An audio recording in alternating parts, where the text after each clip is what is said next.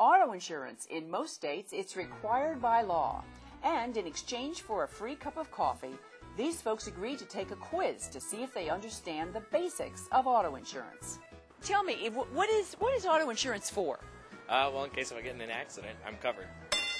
To cover the risk of my having an accident or being involved in an accident either with another vehicle or on my own. Good answers. So far, so good. What is the premium? The premium is the amount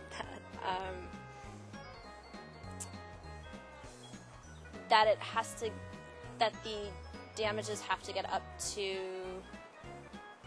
before insurance kicks in. The premium. I imagine that's the main body of the price that you're paying, the stripped down version of the insurance. You're talking about for car insurance. Yes. Yeah.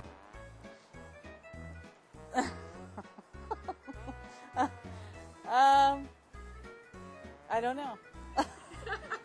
I speak 3 languages. I have 3 degrees. I don't know. I don't know. What is the premium? The premium, that's the amount that you pay on your insurance for the coverage for this whatever you've selected. That would be, it's your bill. Yeah, it's your bill. Right. What is your deductible?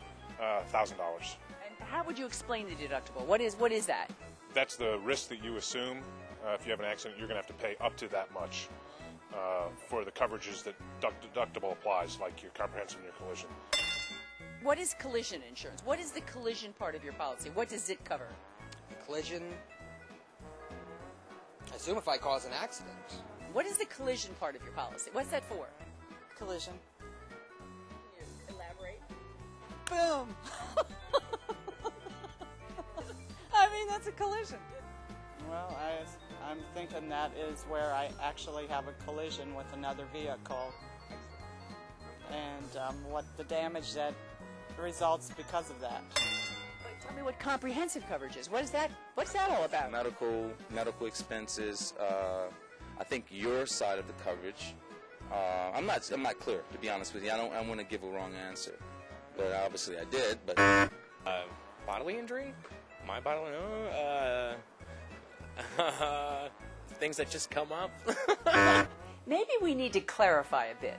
Collision will reimburse you for damage to your car that is the result of a collision with another vehicle. Comprehensive will reimburse you for losses from theft or for damage to your car that was not the result of a collision with another car, such as hail, for example, or flooding or a fire. Collision and comprehensive are generally sold with a deductible. You can choose anything from $250 to $1,000. The higher the deductible that you choose, the lower your premium will be.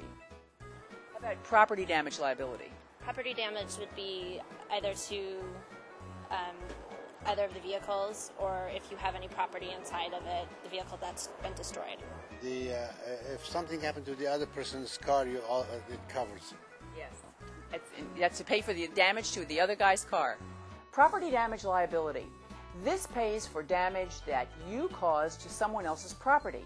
This usually means someone else's car, but it could also apply to lampposts, telephone poles, fences, buildings, or any other structure that your car hits. How about bodily injury liability?